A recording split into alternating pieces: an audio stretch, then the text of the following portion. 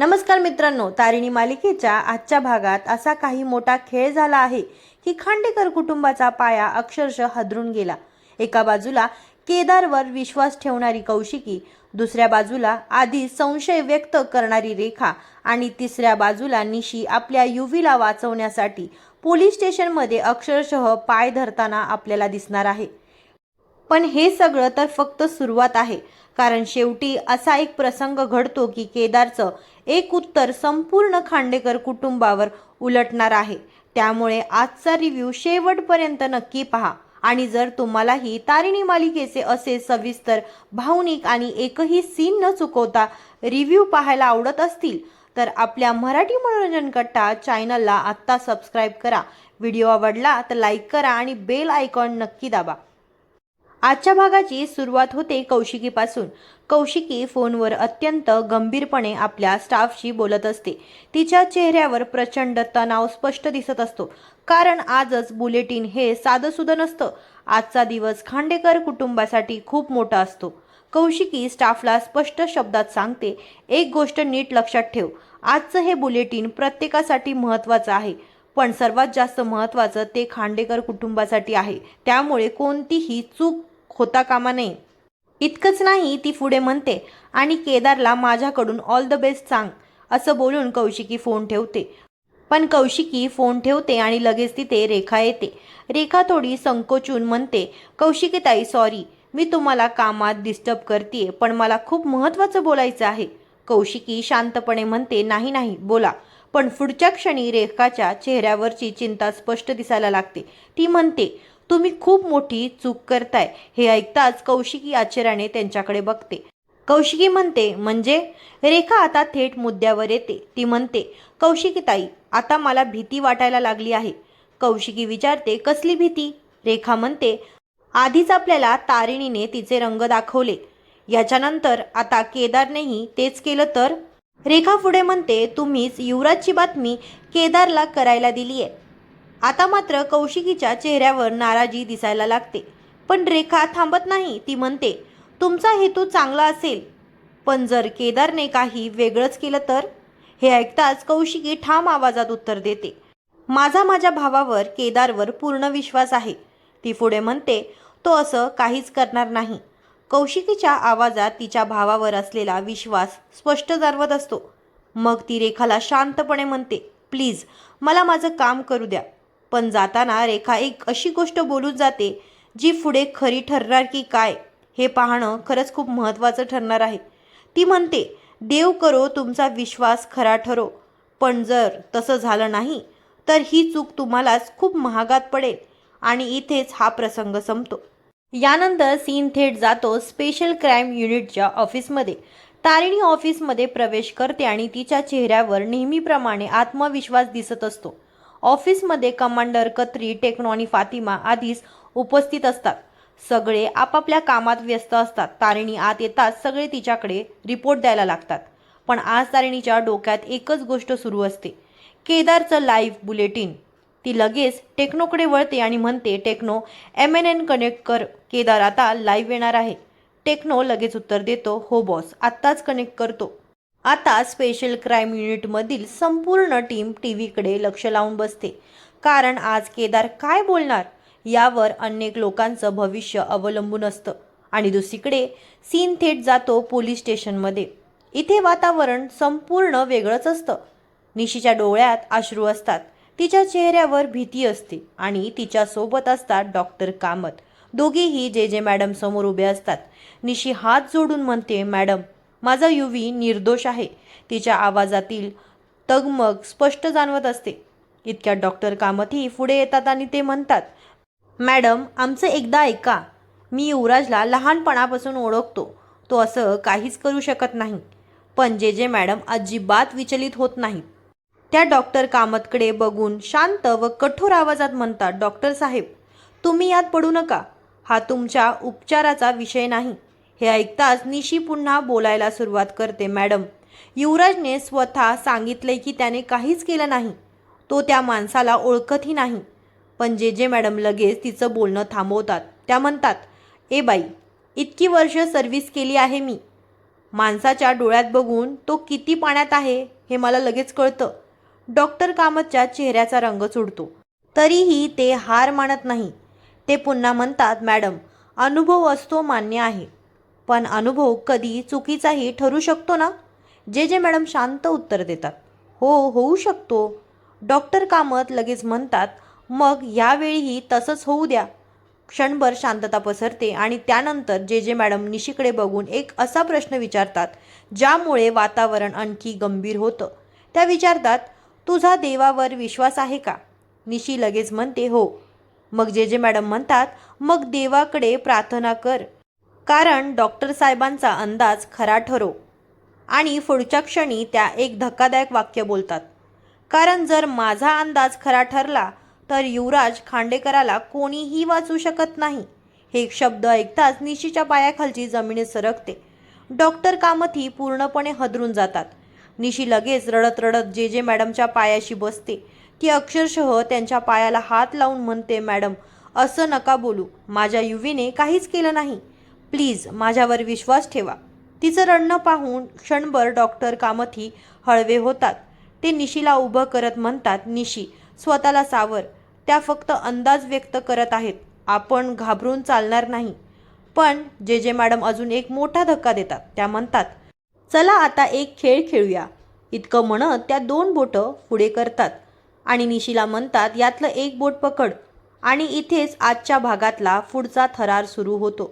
जे जे मॅडमने 2 बोटं पुढे केली आणि निशीला म्हणाल्या, यातलं एक बोट पकड, पण विचार करून पकड, कारण आज तू जी निवड करशील त्यावर तुझ्या युवराजचं भविष्य ठरणार आहे. हे ऐकताच निशीच्या चेहऱ्यावरची भीती आणखी वाढते. काही क्षण ती त्या 2 बोटांकडे पाहत राहते. तिच्या डोळ्यात अश्रू असतात. मनात एकच प्रार्थना, देवा, माझ्या युवीला काही होऊ देऊ नकोस. आणि अखेर थरथरत्या हाताने ती एक बोट पकडते. पण पुढच्या क्षणी जे जे मॅडम मोठ्याने हसायला लागतात आणि म्हणतात, अगं, चुकीचं बोट पकडलंस. निशी काही क्षण त्यांच्याकडे पाहत राहते. तिला काहीच समजत नाही. मग जे जे मॅडम पुढे म्हणतात, आता तुझा नवरा सुटणार नाही, तो लटकणार आहे. हे ऐकताच ती घाबरून पुन्हा म्हणते, मॅडम, परत एकदा बोट पकडू का मी? पण जे जे मॅडम लगेच नकार देतात. त्या म्हणतात, आता काही उपयोग नाही. देवाच्याही मनात नाही की तुझा नवरा सुटावा. हे ऐकताच निशी अक्षरशः कोसळते. ती रडत रडत जे जे मॅडम समोर हात जोडते, मॅडम, प्लीज, मी तुमच्या पाया पडते. मला फक्त एकदा माझ्या युवीला भेटू द्या. तिच्या आवाजातील वेदना कोणाच्याही डोळ्यात पाणी आणेल अशी असते. पण जे जे मॅडम सुरुवातीलाच नकार देतात. तेवढ्यात डॉक्टर कामत पुढे येतात. ते शांतपणे म्हणतात, मॅडम, तिची तब्येत आधीच बरी नाही. कृपया फक्त एकदा भेटू द्या. डॉक्टर कामतची विनंती ऐकून जे जे मॅडम थोडा विचार करतात आणि मग म्हणतात, ठीक आहे, डॉक्टर साहेब म्हणत आहे म्हणून देते परवानगी. हे ऐकताच निशीच्या चेहऱ्यावर क्षणभर आनंद दिसतो. निशी लगेच म्हणते, थँक्यू मॅडम. पण हा आनंद काही क्षणाचा असतो, कारण जे जे मॅडम पुन्हा एक धक्कादायक वाक्य बोलतात. त्या म्हणतात, जा भेटून घे, कारण पुन्हा त्याला भेटायला मिळेल की नाही सांगता येत नाही. हे शब्द ऐकताच निशी पुन्हा हादरते. ती घाबरून विचारते, मॅडम, असं का बोलताय? पण जे जे मॅडम शांतपणे उत्तर देतात, मी देव नाही. पुढे काय होणार हे मलाही माहिती नाही. आणि त्या तिथून निघून जातात. दुसरीकडे MNN ऑफिसमध्ये मात्र वेगळीच धावपळ सुरू असते. सगळे कर्मचारी लाईव्ह बुलेटिनची तयारी करत असतात. कॅमेरे, लाईट्स, ऑडिओ सगळेच तपासले जातात आणि मधोमध केदार बसलेला असतो. पण त्याचं लक्ष समोर नसतं. तो पूर्णपणे विचारात हरवलेला असतो. त्याच्या डोळ्यासमोर एकामागून एक प्रसंग येऊ लागतात. त्याला आठवतं कौशिकीने बोललेलं एक वाक्य, एक भाऊ म्हणून आज युवराजची बाजू जगासमोर मांड. आणि लगेच दयानंद खांडेकरांचाही आवाज त्याच्या कानात घुमतो, केदार बाळ, हे माझ्यासाठी कर. या आठवणींनी केदार आणखी अस्वस्थ होतो. इतक्यात एक स्टाफ मेंबर येतो. तो विचारतो, सर, सगळं रेडी आहे ना? मग केदार काहीच उत्तर देत नाही. तो अजूनही विचारात असतो. सगळे एकमेकांकडे पाहतात. मग कॅमेरा मागून आवाज येतो, लाईव्ह, 4, 3, 2, 1. पण केदार अजून भानावर आलेला नसतो. तेवढ्यात एक स्टाफ हळू आवाजात त्याला आवाज देतो, सर, लाईव्ह सुरू झालं. आणि केदार दचकून वास्तवात परत येतो. एकीकडे निशीच्या डोळ्यात अश्रू होते, तर दुसरीकडे केदार लाईव्ह बुलेटिनसाठी स्वतःला सावरत होता. पण त्याच्या मनात मात्र एकच युद्ध सुरू होतं. एकीकडे पत्रकार म्हणून सत्य सांगण्याची जबाबदारी आणि दुसरीकडे भाऊ म्हणून युवराजची साथ देण्याचं कर्तव्य. आणि अखेर केदार कॅमेरासमोर बसतो. घराघरात टीव्ही सुरू झालेला असतो. खांडेकर कुटुंबातील प्रत्येक सदस्य टीव्ही समोर बसून केदार काय बोलतो याची वाट पाहत असतो. तर दुसरीकडे स्पेशल क्राईम युनिटच्या ऑफिसमध्येही तारिणी, कत्री, फातिमा आणि टेक्नो सगळेच टीव्हीवर डोळे लावून बसलेले असतात. आणि मग केदार शांत आवाजात बोलायला सुरुवात करतो. नमस्कार, मी केदार दयानंद खांडेकर आणि आजच्या स्पेशल बुलेटिनमध्ये तुमचं मनापासून स्वागत करतो. त्याचा आवाज जरी शांत असला तरी त्याच्या चेहऱ्यावरचा ताण स्पष्ट दिसत असतो. तो पुढे म्हणतो, MNNने आजपर्यंत नेहमीच सत्य जनतेपर्यंत पोहोचवण्याचा प्रयत्न केला आहे. आमचं ब्रीदवाक्यच आहे, आवाज जनतेचा, ओळख महाराष्ट्राची. बातमी देणं ही फक्त जबाबदारी नाही, तर ती एक मोठी नैतिक जबाबदारी आहे. तो पुढे लोकांना समजावत सांगतो, कोणत्याही अफवेवर विश्वास ठेवू नका. पोलिसांनी चौकशीसाठी एखाद्याला नेलं म्हणजे तो गुन्हेगार ठरत नाही. प्रत्येक व्यक्तीला कायद्यापुढे स्वतःचं म्हणणं मांडण्याचा अधिकार आहे. केदारचं हे बोलणं ऐकून स्पेशल क्राईम युनिटमध्ये कमांडर कत्री हळू आवाजात म्हणतात. तारिणीला विचारतात, बॉस, केदार सर आता युवराजची बाजू घेणार आहेत का? फातिमा म्हणते, मलाही तसंच वाटतंय.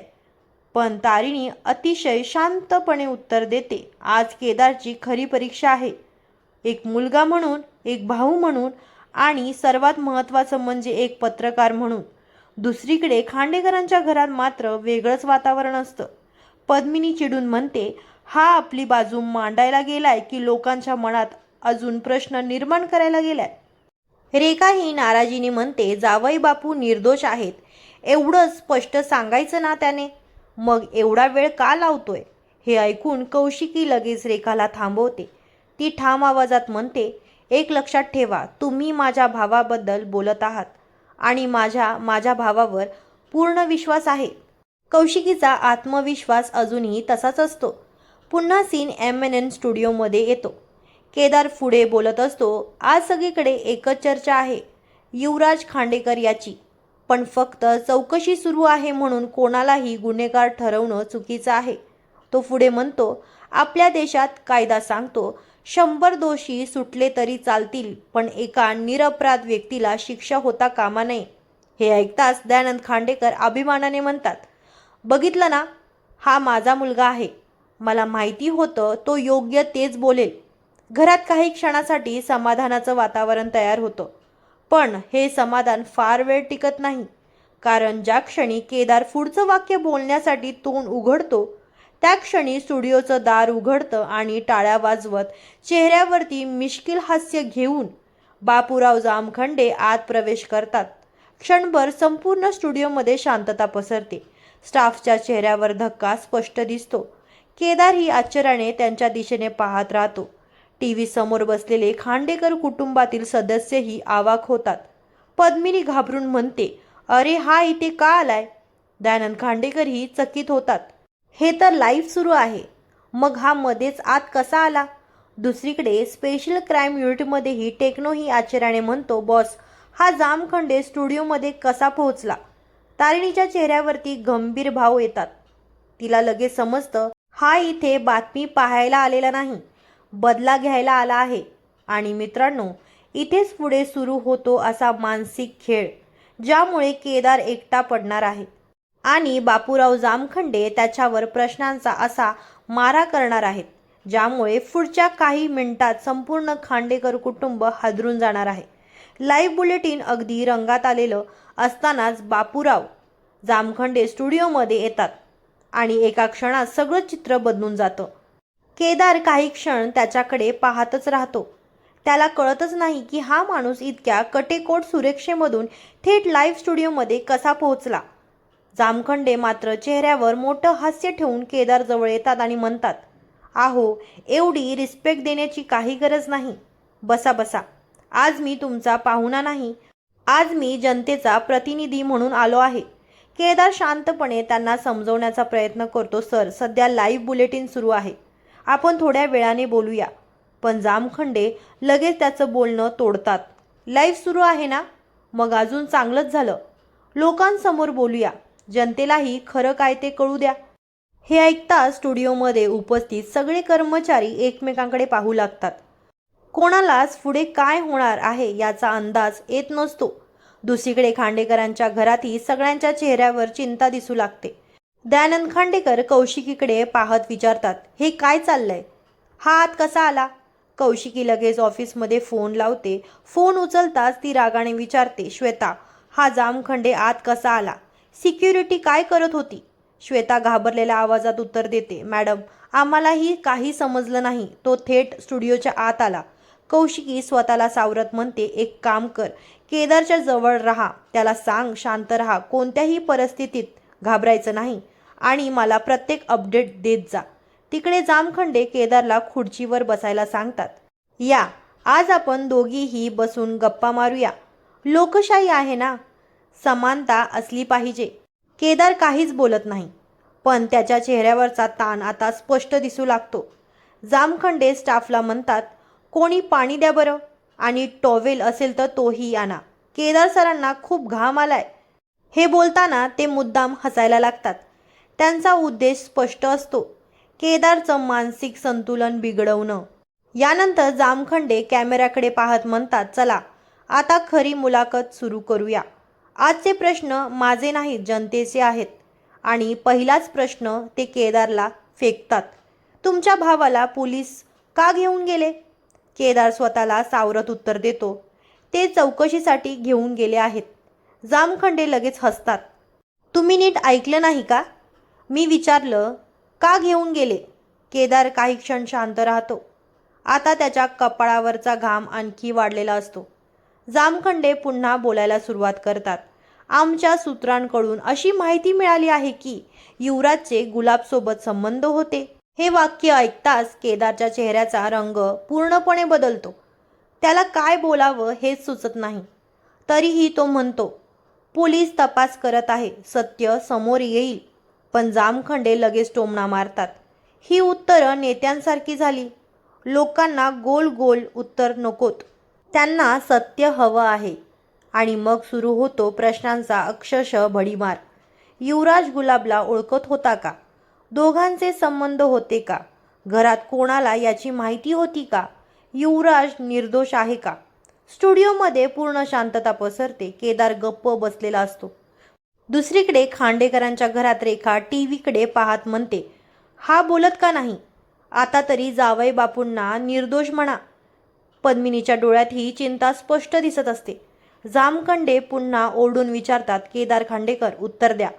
युवराज तुमचा भाऊ आहे ना? केदार हळू आवाजात म्हणतो, हो. जामखंडे लगेच दुसरा प्रश्न विचारतात, तो गुलाबला ओळखत होता?